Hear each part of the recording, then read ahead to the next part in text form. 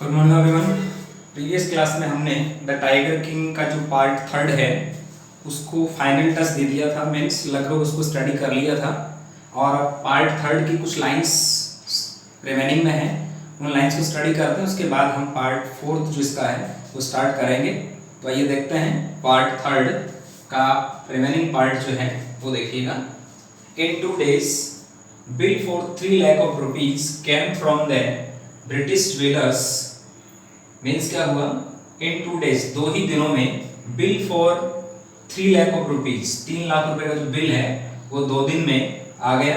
Cam from the British jewellers, जो British jewellers है यहाँ से, मतलब कैलकाटा से 3 लाख रुपए का बिल है वो 2 दिन में आ गया था। ये बिल क्या क्या है, जो ब्रिटिश दुराई सनी थी, ब्रिटिश जो दुराई की पत्नी थी, उसको खुश करने के लिए उसने क्या है, सैंपल के रूप में 50 रिंग्स मंगवाई थी।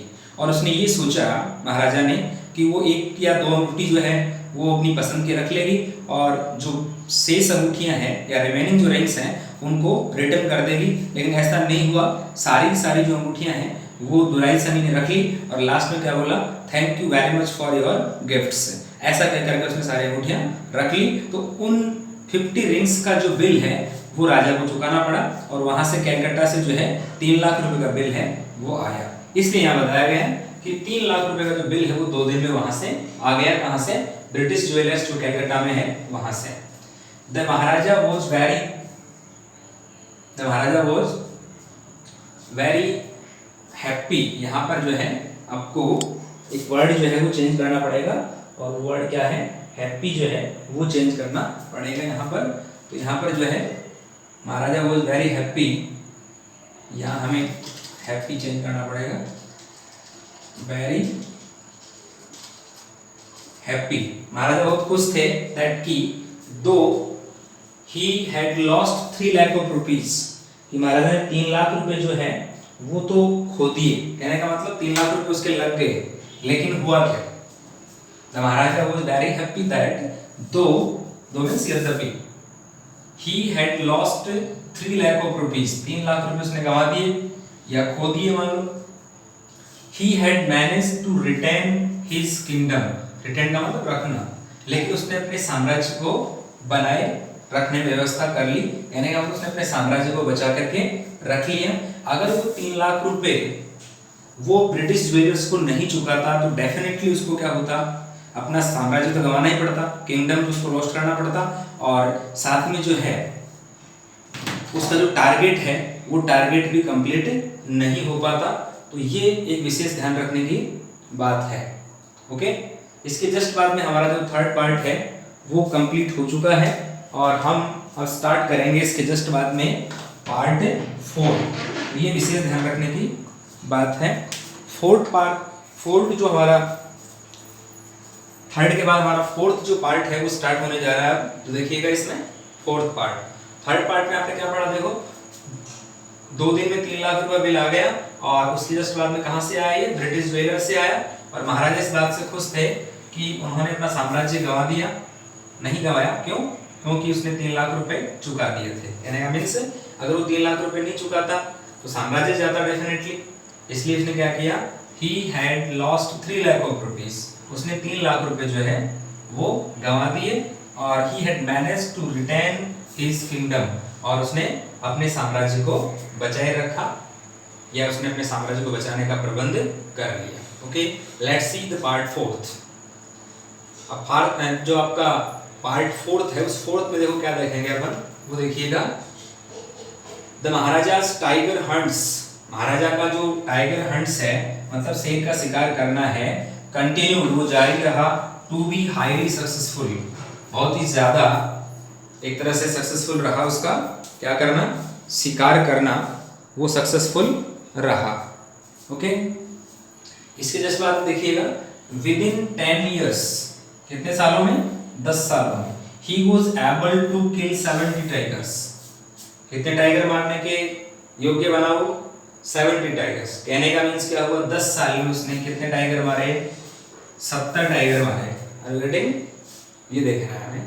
एंड देन, और फिर एन अनफोरसीन मीन्स होता है जो पहले नहीं सोचा गया हो, उसको कहते हैं अनफोरसीन। तो एक अनफोर्सीन क्या हुआ, हर्डल, हर्डल मीन्स होता है बाधा। एक जो पहले नहीं सोची कि जो बाधा है ना उसका क्या हुआ, टल गई, रुक गई वो। Brought his mission to a standstill, brought to a standstill means होता है रुक जाना, स्टॉप। तो उसका जो मिशन है वो एक तरह से क्या हो गया, मिशन में आई हुई जो बाधा है ना वो रुक गई। कहने का मीन्स क्या हुआ, उसने 3 लाख रुपए चुका दिए तो क्या हुआ, उसका साम्राज्य बच गया। पैसे तो उसके खर्च होने थे लेकिन साम्राज्य बच गया। तो पहले नहीं सोची हुई जो बाधा आई थी ना एक तरह से, कौन सी बाधा, ब्रिटिश अधिकारी के द्वारा वहां पर टाइगर का शिकार करने की, अगर वो शिकार कर लेता कौन, दुराई, तो इसका टारगेट पूरा नहीं होता। इसलिए ये जो बाधा थी ना वो बाधा उसकी दूर हो गई। ओके, फिर देखिएगा the population, tiger population, okay, the tiger population became extinct. Extinct का मतलब लुप्त हो जाना। टाइगर की जो संख्या है वो लुप्त हो गई in the forest of Pratibandapuram. Pratibandapuram के जंगलों में टाइगर की जो संख्या है ना वो क्या हो गई, लुप्त हो गई। Who knows, कौन जानता है, whether the tigers practiced birth control or committed harakiri। अब इसका रीजन क्या बता रहे हैं लोग, अनुमान लगा रहे हैं और रीजन तो कुछ नहीं है वैसे। देखो कौन जानता है, whether मीन्स चाहे या यदि, कौन जानता है क्या हो गया, यदि टाइगर जो है उन्होंने या तो क्या कर लिया, प्रैक्टिस बर्थ, जन्मदर जो है उसकी क्या कर ली, उन्होंने प्रैक्टिस कर ली, बर्थ कंट्रोल की प्रैक्टिस कर ली। कहने का मतलब वहां टाइगर जो है पैदा होना बंद हो गए, तो प्रैक्टिस बर्थ कंट्रोल, जन्मदर जो है या जन्म जो है उस पर कंट्रोल कर लिया, उसकी प्रैक्टिस कर ली, या फिर कमिटेड हाराकिरी। हाराकिरी का मतलब होता है अपमान से बचने के लिए आत्महत्या करना। तो हो सकता है उन्होंने आत्महत्या कर ली अपने अपमान से बचने के लिए, क्योंकि राजा जो उनके पीछे पड़ा हुआ था उसको 100 टाइगर्स का टारगेट कंप्लीट करना था। इस वजह से हो सकता है, कौन जानता है, कोई अभी पता नहीं है, केवल एस्टिमेशन लगाया जा रहा है, ऐसा कुछ नहीं है, कि हो सकता है उन्होंने अपमान से बचने के लिए आत्महत्या कर ली हो। ओके, इसकी जस्ट बात देखिएगा, और सिंपली या सामान्य रूप से क्या हो सकता है, run away from the state, या स्टेट से भाग गए हो। रन अवे का मतलब भाग जाना, बिकॉज क्योंकि they desired to be short by British hands alone, क्योंकि उन्होंने हो सकता है इच्छा प्रकट की हुई, इच्छा थी उनकी, to be short by British hands alone, British जो हाथ हैं या अंग्रेज जो अफसर हैं उनके हाथों जो है मरने की उन्हें इच्छा प्रकट की हो, या हो सकता है उनकी मरने की इच्छा ब्रिटिश हाथों द्वारा ही हो, ऐसा हो सकता है उन्होंने सोच लिया। तो ये केवल और केवल एक क्या है, सपोजिशन है, इमेजिनेशन है, एस्टिमेशन है, अनुमान है ओनली, और ऐसा कुछ नहीं है। ओके, जब चारों तरफ टाइगर्स नहीं मिले ना तब इस प्रकार के जो अनुमान है वो लगाए जा रहे हैं। ओके, बाकी ऐसा रियलिटी में ऐसा कुछ नहीं है। आफ्टर दैट देखिएगा, one day the Maharaja sent for the Dewan, sent for means बुलाया। एक दिन महाराजा ने क्या किया, दीवान को बुलाया। क्या बोला दीवान से, देखिएगा, दीवान साहब, aren't you aware of the fact that 30 tigers still remain to be shot down by this gun of mine। क्या बोल रहे उससे कि दीवान साहब एक बात बताइए, aren't you aware, क्या आप जागरूक नहीं है, क्या आपको पता नहीं है किस बात का, ऑफ द फैक्ट, इस तथ्य का कि 30 tigers still remain to be shot down by this gun of mine, मेरी इस गन से अभी 30 टाइगर और मारे जाने बाकी हैं। क्या आपको इस चीज का पता नहीं? आप बिल्कुल ऐसे सुस्त कैसे बैठे हो, इनएक्टिव कैसे बैठे हो, आपको पता नहीं होना चाहिए। आप दीवान हो तो दीवान को पता होना चाहिए इस चीज का कि अभी जो राजा का टारगेट चल रहा है या मिशन जो राजा ने ले रखा है वो मिशन उसका कंप्लीट हुआ कि नहीं हुआ, या कहाँ उसका मिशन अटक रहा है, तो ये बात तो तुम्हें बतानी चाहिए ना। तो ये उससे जो है एक तरह से कन्वर्सेशन कर रहा है, सलाह मशविरा जो है उससे किया जा रहा है। आगे देखिएगा इसमें, ही आस्क्ड, उसने क्या कहा राजा ने, he asked brandishing his gun, brandishing का मतलब आक्रामक तरीके से पकड़े हुए, ब्रांडिशिंग आक्रामक तरीके से पकड़े हुए, कहने का मतलब अभी शायद किसी को मारने वाला हो, टाइगर सामने मिल जाए तो अभी मार दे, इस तरीके से बंदूक को जो है आक्रामक तरीके से पकड़े हुए, सडरिंग, सडरिंग मींस होता है कांपते हुए, भैंसे कांपते हुए। ओके, तो भैंसे कांपते हुए at the site of gun, gun की तरफ जो है एक तरह से at the site of gun, gun की तरफ देखते हुए क्या हुआ, दीवान क्राइड आउट, दीवान चिल्लाया, ये क्या हो गया, ये मेरे को मारने वाला है क्या। इस प्रकार से गन को पकड़े हुए तो दीवान को बेचारे डर लगने लगा, ये पता नहीं महाराज है, महाराज कुछ भी कर सकते हैं। इस प्रकार से दीवान जो है वो डर गया।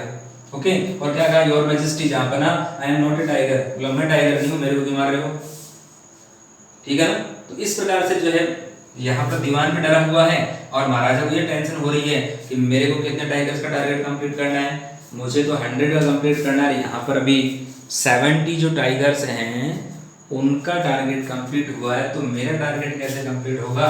इस बात को लेकर के राजा एक कस में है, राजा जो है उसको टेंशन हो रही है कि मैं मेरा टारगेट कैसे कंप्लीट करूं। ओके, तो इस प्रकार से देखो इसमें एक चीज और है, आई वांट टू से, कहने का मीन्स ये क्या है, मैं ये कहना चाह रहा हूं आपको कि इसमें एक चीज और है। राजा ने देखो टारगेट ले लिया, इंसान अगर टारगेट ले ले तो उस टारगेट को अचीव करके ही उसको दम लेना चाहिए। ओके, इसका टारगेट क्या है, 100 टाइगर्स मारने का है, लग रहा है 70 टाइगर्स जो है उससे मारे गए हैं अभी। अब वो 30 कहां से, कहीं से भी लाए, नो प्रॉब्लम, लेकिन he will get his target, he will obtain his target, whatever he does, कुछ भी करता है वो, बट वो करेगा, he will do definitely. Okay, तो आपके पास यदि टारगेट है, if you have any type of target you can complete it. Okay, और you will have to complete, आपको करना है, आप कर सकते हो, तो करना होगा आपको, तो टारगेट कंप्लीट करें। टारगेट ले लिया, मुझे ये करना है, मुझे ये करना है, लेकिन आपने कुछ किया ही नहीं। सपोज करो आपने टारगेट तो ले लिया, मुझे 90% जो बनाने हैं, 95 बनाने हैं, लेकिन आप उसके अकॉर्डिंग जो है अपना स्टडी नहीं करते हैं, तो फिर आपको टारगेट कहां से मिलेगा। तो हमें क्या करना चाहिए, हमें फर्स्ट ऑफ ऑल टारगेट लेना है। ओके, उसके बाद we have to complete that target, complete target को करना भी है, अगर लिया है तो कंप्लीट करो, और ऐसे बोलने से कोई मतलब वाली बात नहीं है। देखो टारगेट कंप्लीट करने के लिए बहुत सी मेहनत करनी पड़ती है, अब इसको भी जो बहुत मेहनत करनी पड़ेगी। यहाँ टाइगर है नहीं, अगले लेवल पर अगर आप हम पढ़ेंगे नेक्स्ट क्लास में, इसमें आगे चल करके वो टाइगर का मिशन जो कंप्लीट करने के लिए, उनको मारने का मिशन कंप्लीट करने के लिए दूसरे साम्राज्य में जाकर के शादी भी करेगा, ठीक है ना, और वहां से अपना टारगेट है टाइगर मारने का वो भी कंप्लीट करेगा। तो ये हम नेक्स्ट क्लास में, नेक्स्ट पैरा जो आएगा उसमें पढ़ेंगे। इसके बारे में आपको थोड़ा सा पता होना चाहिए, कहने का मतलब इस ये पैराग्राफ जो हमने पढ़ा है ना, इसमें केवल एक ही बात हमें ध्यान में रखनी है, या हमें इस चीज का पता चलता है कि राजा जो है वो अपने टारगेट के प्रति बहुत ही ज्यादा क्या है, डिटरमाइंड है। ओके, तो उसको टारगेट कंप्लीट करने के लिए डिटरमाइंड रहना होगा। ओके, एक बार हम फिर से ग्रामेटिकल पोर्शन के अकॉर्डिंग देखते हैं, इसमें ग्रामर का पोर्शन क्या क्या दिया हुआ देखिएगा। इसमें ऐसे पहले आपको बता चुका हूं कि इसमें पास्ट सिंपल टेंस और पास्ट सिंपल का पैसिव वॉइस है, इसके अलावा पास्ट परफेक्ट टेंस भी है। ओके, ये ज्यादातर जो है इसमें आ रहे हैं। ओके, तो देखिएगा थोड़ा सा ग्रामर के अकॉर्डिंग स्टडी करते हैं इसको। इन 2 days bill for 3 lakh of rupees came from the British well, British well से यहाँ से 3 लाख रुपए का जो बिल है वो आ गया। तो यहाँ पर आप देख रहे हैं, यहाँ पर कैम आ रहा है, कैम क्या है, वर्ब की सेकंड फॉर्म है, मींस किसमें, पास्ट सिंपल टेंस में। ओके, इसके जस्ट बाद में क्या था, महाराजा वाज वेरी हैप्पी, महाराजा बहुत खुश थे, पास्ट सिंपल टेंस है, वो जा रहा है। ओके, इसके जस्ट बाद में क्या है, दो he had lost, he had lost, past perfect tense है, हैड के साथ थर्ड फॉर्म आ रहा है, यदि भी उसने 3 लाख रुपए गंवा दिए लेकिन फिर भी महाराजा खुश थे। Reason, he had managed to retain his kingdom, उन्होंने साम्राज्य जो है उसको बचाने का प्रबंध कर लिया था। तो यहाँ पर भी हेड प्लस थर्ड फॉर्म है। ओके, इसके जस्ट बाद में क्या है, पार्ट 4 जो है उसमें देखिएगा तो Maharaja tiger hunts, Maharaja tiger का शिकार है, उन्होंने जारी रखा, कंटिन्यूड वर्ब की second form means past simple tense, to be highly successful, वो सफल रहा बिल्कुल, टाइगर हंट का शिकार जो है वो बिल्कुल कंटिन्यू था और सफल भी रहा है। विद इन 10 years, 10 सालों में he was able to kill 70 tigers. अब यहाँ देखिएगा बॉस वर्ब की सेकंड फॉर्म, तो 10 सालों में मारने के योग्य था क्या, 70 tigers. And then an unforeseen hurdle brought his mission to standstill. अब देखो ब्रॉट सेकंड फॉर्म आ गया ना, पास्ट सिंपल टेंस, तो एक नहीं, पहले नहीं सोची गई एक आप जो है चीज मान सकते हैं, बाधा है, इसको कहते हैं अनफोर्सीन का मतलब जो पहले नहीं सोचा गया हो। तो ऐसी बाधा जो अचानक जो है टल गई, ब्रॉट टू स्टैंड स्टिल, एक मिशन जो लिया था ना उसमें जो बाधा आ रही थी वो टल गई अचानक, मतलब रुक गई। Brought to standstill means stop. The tiger population became extinct, became means second form हो गया ना, यहाँ पर हो गई, टाइगर की जनसंख्या यह है वो लुप्त हो गई, यहाँ से टाइगर की संख्या लुप्त हो गई। In the forest of Pratibandapuram, Pratibandapuram के जंगलों में। अब क्या करें, हु नोज, कौन जानता है। यहाँ पर देखो प्रेजेंट सिंपल टेंस है, वर्ब की फर्स्ट फॉर्म के साथ में ऐसा लग रहा है ना, तो ये क्या है, प्रेजेंट सिंपल। कौन जानता है, यदि या चाहे टाइगर प्रैक्टिस बर्थ कंट्रोल, यहाँ देखो वर्ब की सेकंड फॉर्म है। तो टाइगर ने जो अपनी जन्म जो या अपना जन्म जो है उसको कंट्रोल कर लिया, या फिर क्या कर दिया, कमिटेड हाराकिरी। हाराकिरी का मतलब अपमान से बचने के लिए आत्महत्या, वो कर ली। कमिटेड सेकंड फॉर्म है कमिटेड, ओके, मतलब पास्ट सिंपल। फिर देखो, और सिंपली रैन अवे, या फिर भाग गए हो, रैन अवे मींस वही पास्ट सिंपल, या भाग गए हो कहां पर, फ्रॉम दैट स्टेट, स्टेट से, राज्य से भाग गए हो, क्योंकि दे डिजायर्ड, उन्होंने इच्छा की थी, to be shot by British hands alone, केवल ब्रिटिश लोगों के हाथों मरने की उन्होंने इच्छा प्रकट की हो, ऐसा इसमें आपको लग रहा है, या लाइन जो है वो बता रही है हमें, ओके। तो यहाँ पर भी क्या है, पास्ट सिंपल टेंस है। तो मैक्सिमम क्या देख रहे हैं, past simple, past perfect, okay, ये दिख रहा है maximum. One day the Maharaja sent for Dewan, अब से वो सेंट सेकंड फॉर्म है। एक दिन महाराजा ने दीवान को बुलाया और क्या कहा, दीवान साहब आरएंट यू अवेयर, अब यहाँ देखो कि आप जागरूक नहीं है, तो ये क्या है, प्रेजेंट टेंस ही है। कौन सा सेंटेंस है, नेगेटिव सेंटेंस है, क्या आपको जानकारी नहीं है, आर का यूज मैक्सिमम के रूप में किया गया है यहाँ पर। Fact that 30 tigers still remain to be shot down by this gun of mine, इस मेरी जो गन है उससे भी 30 टाइगर और मारे जाने हैं, ओके। तो यहाँ पर भी जो सेकंड फॉर्म आ रहा है, देखो जैसे ये इन्फिनिटिव का पैसिव वॉइस बनाया हुआ है, टू बी, थर्ड फॉर्म भी शॉट ही होता है इसका, ओके। फिर इसके बाद देखिएगा, he asked brandishing his gun, brandishing आक्रामक रूप से पकड़े हुए, तो अपनी गन को जो आक्रामक रूप से पकड़े हुए है और वो इस प्रकार की बात कर रहा है। सडरिंग, सडरिंग मतलब भय से कांपते हुए, at the site of gun, उस गन की जो साइट है उसको देख करके दीवान साहब चिल्ला उठे, cried out, past simple tense, दीवान साहब चिल्ला उठे कि क्या करे, ये राजा जो मुझे मारेगा, तो क्या बोला दीवान साहब ने, योर मैजेस्टी मींस जहां बना, I am not a tiger, कि महाराज मैं टाइगर नहीं हूं, मेरे को मत मार देना, ओके। इस प्रकार से जो दीवान है वो दीवान बहुत ही ज्यादा भयभीत है कि ये इसका पता ही नहीं है, ये टाइगर के मिशन के चक्कर में मुझे जो है वो मार सकता है, इसलिए ये सिचुएशन जो है वो ज़्यादा क्रिटिकल हो सकती है, ओके। तो सिचुएशन ज़्यादा क्रिटिकल नहीं हो इसके लिए मुझे जो है मेरा टारगेट कंप्लीट करना है, चाहे कुछ भी हो, ओके। किसको, राजा को, ओके। तो राजा जो है बिल्कुल डिटरमाइन है अपने टारगेट को कंप्लीट करने के लिए, मुझे कैसे भी हो मुझे अपना टारगेट कंप्लीट करना है, ओके। इस प्रकार से लग रहा है।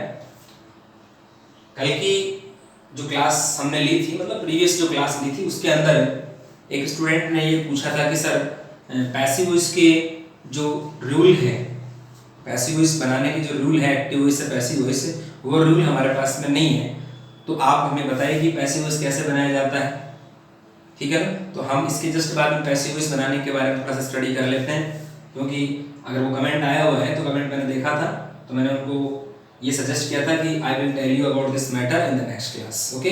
तो वादे के मुताबिक मैं आपको जो है पैसिव वॉइस बनाने के जो रूल है एक्टिव इनटू पैसिव वो बता देता हूँ, ओके, ताकि आपको आगे प्रॉब्लम नहीं आएगी।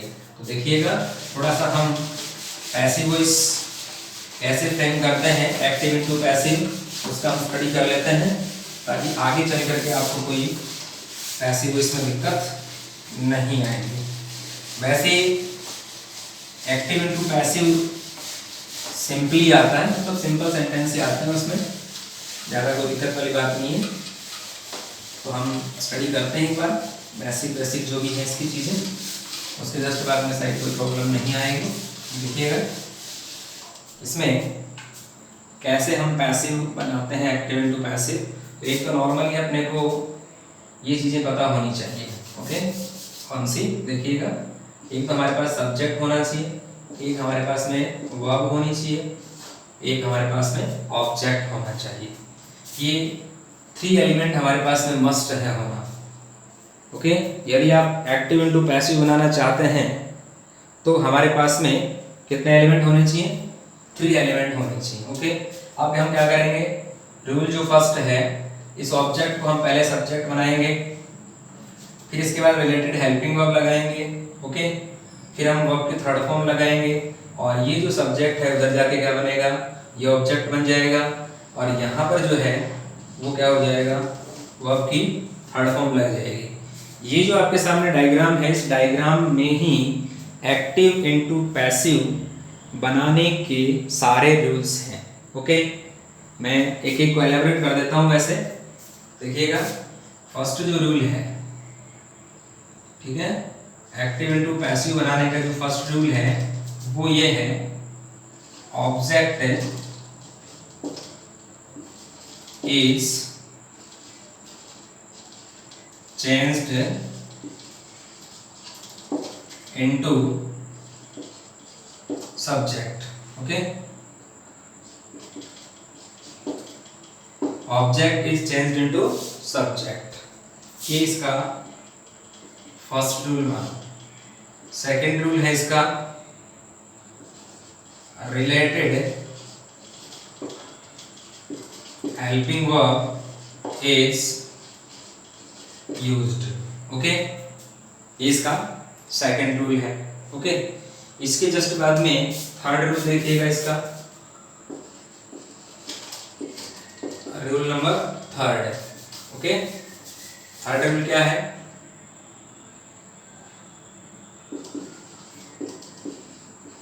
Third form of the verb is used, verb की थर्ड फॉर्म का यूज किया जाता है। ओके, इसके जस्ट बाद में इसका रूल नंबर जो फोर्थ है वो है, preposition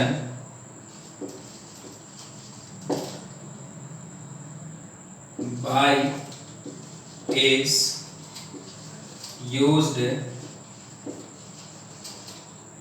before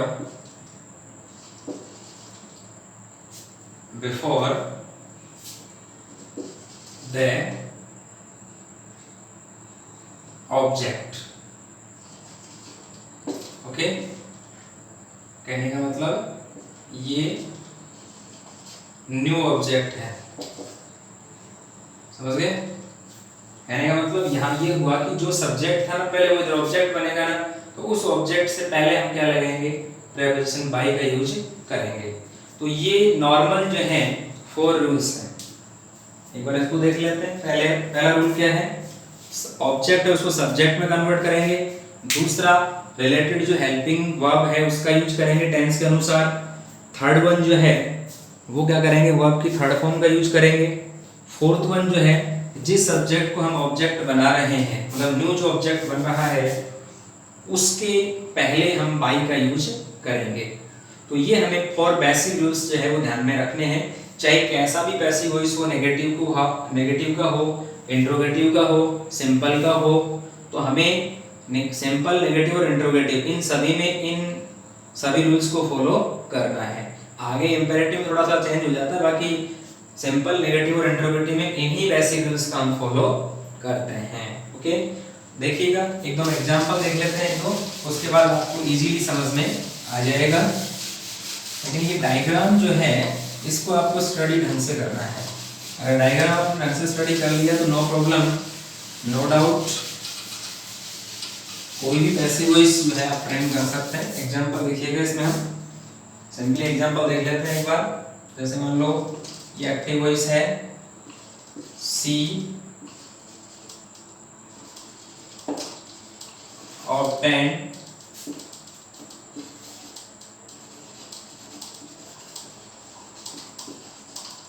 good marks in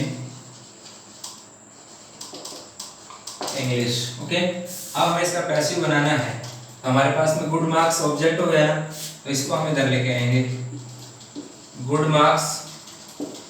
okay, अब ये पैसिव बनाने के लिए हमें जस्ट जो नेक्स्ट टेंस है उसकी हेल्पिंग वर्ब का यूज करना पड़ता है, सिवाय इसके कॉन्टिन्यूअस जो टेंसेस है उसमें तो उसी हेल्पिंग वर्ब का यूज होता है। बाकी जो टेंसेस है उनके अंदर नेक्स्ट टेंस की हेल्पिंग वर्ब जो है उसका यूज होता है।